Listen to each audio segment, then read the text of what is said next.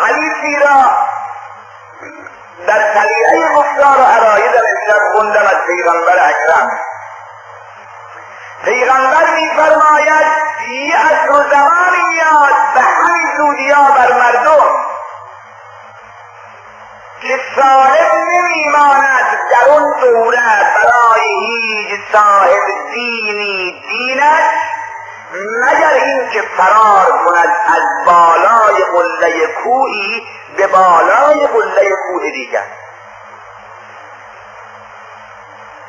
دین و ایمانه رو مگه برداره از این سوراخ به اون سوراخ و از این غار به اون غار و از بالای کوه بالای اون کوه و از این کوچه به اون کوچه و از این محله به اون محله و از این شهر به اون شهر و از این ده به اون ده تا بتواند یه دینی برای خودش نگه بدارد. اونقدر اجتماع فاسد شود، اونقدر مردم پرگناه بشن، اونقدر خلط و آمیزش ها نامشروع شود، اونقدر خرید و فروش ها برخلاف دستورات اسلام و دین بشود، اونقدر مسند ها به غیر رویه صورت بگیرد که اگه کسی بخواد تو اجتماع هر گوشش قدم بگذارد و مثل مردم باشد دینی براش نمیباید.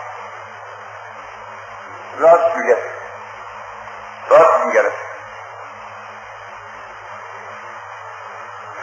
و پیغمبر اکرم هر کردن و متا ذالک الزمان. یا رسول الله این دوره چیه؟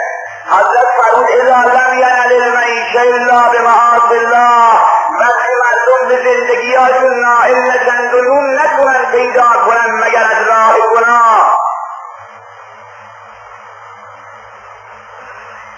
من یه حدیثی از پیغمبر اکرم براتون بخوانم جدا صحبت. اینقدر ظاهرم شیرینه، اینقدر عالیه که برد زبون من. پیغمبر اکرم میگد اقل ما یکون فی آخر الزمان درهم من حلال و اخون یوسق به بهبه. پیغمبر فرمود کمتر چیزی که در دوره آخر الزمان گیرتون میاد دو چیزه. یکی یک درهم مال حلاله، یکی هم یه برادر دینی که بتونی بهش اطمینان کنی که این دیگه راست بگه. کم گیرت میاد، هم پول حلال گیرت نمیاد، هم یه برادر دینی صاف بی کلک بی بازی. آقا 30 سال با یارو رفاقت میکنی، بعد 30 سال موشه یه پرده میره بالا میبینی 30 سال کلاه در گذاشته. میدونی تو؟ من کار به دیگران ندارم، سراغ جایی دیگه هم نمیرم، همین خودمون نمیده که صدای همدیگر رو میشنویم جان کسی. شما رو به جان امام زمان که همه دوستش داریم، شما رو به جان امام زمان قسمتون میدم هر کدوم به هر مقداری از عمر که هستی به همین اندازه‌ای که تا حالا نمایش دینی ما داشتیم دین داریم، هر کدوم به اندازه خود به این اندازه‌ای که نمای دینی و نمایش دینی و تظاهرات دینی داریم دین داریم. آی مسلمان چرا ظاهراتون بهتر از باطناتونه؟ چرا رنگ و روغناتون بهتر از توی کارتونه؟ آی مردم چرا گوشه های ترزه که میده بالا مردم چیزی دیگه لای کار میبینن؟ مسلمان که اینجور نیست، ظاهر و باطن یک جور. ما همینجوری لا قبل بلا. تهران آمدی، اینا که تهران آمدن حضرت عبدالعظیم رو زیارت کردن، شهره دیگه میرن میشن به طور اکثر و اغلب. این حضرت عبدالعظیم حسنی پسر چهارمی امام خیلی آدم مهمیه، خیلی به قدری اهمیت داره که امام در باب زیارتش وقتی بیانی دارد انسان نگاه میکند واقعا پی به عظمتش میبرد. امام میگه من زار عبدالعظیم بری که من زار الحسین به کربلا. هر کس حضرت عبدالعظیم و تهران زیارتش کنه مثل که آقا سید الشهدا رو در کربلا زیارت کرد. المؤمنین حضرت عبدالعظیم حسنی یه روزی آمد محضر مقدس امام جواد علیه السلام و حضرت عرض کرد یا ابن رسول الله دلم میراد از او احادیثی که از جد علی به رسیده یه چند جمله شو برام بگی. حضرت چند جمله براش گفت، من جمله این جمله را فرمود جدم علی فرمودن لو تکاشفتم ما تدافنتم. جدم علی فرمود اگه پرده از روی کاراتون برداشتی شود خودتون رو دفع نخواهید کرد. الان که به همدیگه احترام میکنیم چون همدیگه رو نمیشناسیم، نه شما میدونی کافی چه میکنه نه من میدونم شما چه میکنی. پردهدار پرده رو کارامون کشیده جلو به همدیگه عزیزیم، بذار دیانت بشه پرده ها بره بالا و وقت میگم چی رو به هم نگاه میکنیم. لا حول ولا قوة الا بالله. لا حول ولا قوة.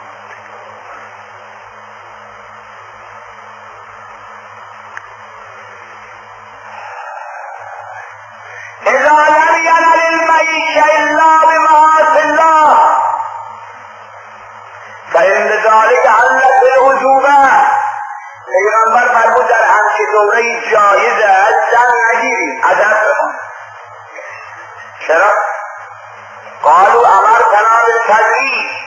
گفتن یا رسول الله خودت گفتی به ما زن بگیرید، خودت فرمودی ان نکاح سنتی فمن رغب عن سنتی فلیس منی. خودت به ما دستور فرمودی ازدواج کنید، ازدواج کردن از دستورات من است و هر کس برپیچی از امر ازدواج بکند او از من نیست. با چرا اینجا میگی جایز زن نگیری؟ یاد رفت چی گفتی؟ نه بابا یادشه پیغمبر هر چی گفته یادشه. گوش کن چرا بهت میگه جایز زن نگیری. پیغمبر اکرم میگه قال بلا ولكن اذا كان ذلك الزمان فهلاك الرجل على يدي ابويه. از اون ریشه شروع کرده میاد بالا. پیغمبر فرمود راسته، من گفتم زن بگیرید، اینجا میگن جایز زن نگیرید. اما میدونی چرا؟ بشهدی در همچه دوره‌ای که بهت گفتم، در همچه دوره‌ای یا بیچارگی و هلاکت و بیدینی و بی ایمانی مردا به واسطه پدر مادراتون میشه. چرا؟ شما روز به سر دارید، یک پسر متدین مذهبی با ایمان نماز کن روزگیر با تنها باوره این روزی 20 تومن در میاره. یک پسرم دارید پاشه برمانیده گروهگو بازیگر افتباس عارف الصلاح پشت همانجا یک چیز عجیب غریبی بیشتری 100 تومن در میاره.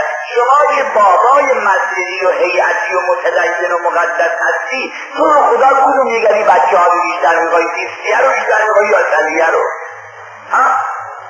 چی رو؟ 100 رو زنده باد 100.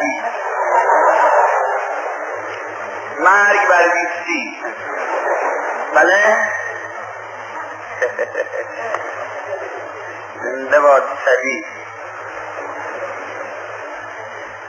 عجب اوضاع. آقای بچیده شما که بابای نماز خون و روزگیر هستی، وقتی چشمت به پول زیادتر اون بچه پولدارتر باشد و جهاد دینی و ایمانی و تقوایی و درستی و امانتی این بچه رو رعایت نکنی، همه چیزی در مقابل پول نادیده بگیری، شما رو به خدا قسم این بی‌اعتنایی های شما اولیاء اطفال و جوانها به جهاد دینی و بچه ها دینی برای بچه ها باقی میگذاره. بله سوالی شما دو دختر دارید، یک دختر رو عروس کردید، زن یک کارگر بوده روزی 15 تومن داره. یک دختر زن یک شکر تاجری شده این روزی 500 تومن داره. امروز روز جمعه این دختره که شوهرش کارگره با شوهرش و بچه‌هاش میخوان بیان خونه باباش مهمان، میخوان بیان خونه شما. شما رو به خدا زور برای چی درست میکنی؟ همون آبگوش دیگه، آب لوله که هست دیگه میدیدیم تو. بله نانم که نونواد داره خیلی زنشوبم که قیمتی نداره. اما هفته دیگه اون دختر میخواد با شوهر میلیونرش بیاد خونه تو پدرزن مهمان، بعدم نهار برات آب درست میکنی. این دو تا دختر مال تو نیستن، اینا از نسل تو نیستن، از ذریه تو نیستن، از قلب تو نیستن، از تو نیستن، مال تو نیستن. چرا فرق گذاشتی بین احترامات اینها؟ برای اون شوهر ثروت داره، اون بیچاره چیزی نداره، حالا اون پول داره، دین داشت نداشت، فقیرن با تقوا بود و عمیدر بود نبود. مردم اینجور نباشید. ببینید قرآن چی میگه، ببینید خدا به کی احترام میکنه. قرآن چی میگه؟ ان اکرمکم عند الله اتقاکم. هر کی تقواش بیشتر پیش خدا آبرومندتر و باارزشتر.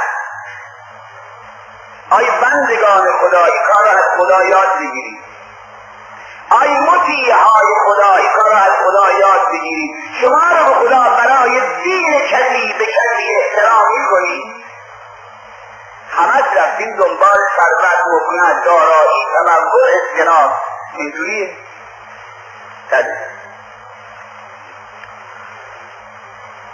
بلکن اذا کان ذلک الزمان فهلاک الرجل علی یدی ابویه فان لم یکن له ابوان فهلاک الرجل علی یدی زوجته و ولده. پیغمبر میگه اگه در اون دوره اینا پدر مادر نداشته باشن، من که میگم جایز زن نگیری، میدونی چرا؟ برای که فهلاک الرجل علی یدی زوجته و ولده، بیدین شدن این جوونا به واسطه زناشون و بچه‌ها. چرا؟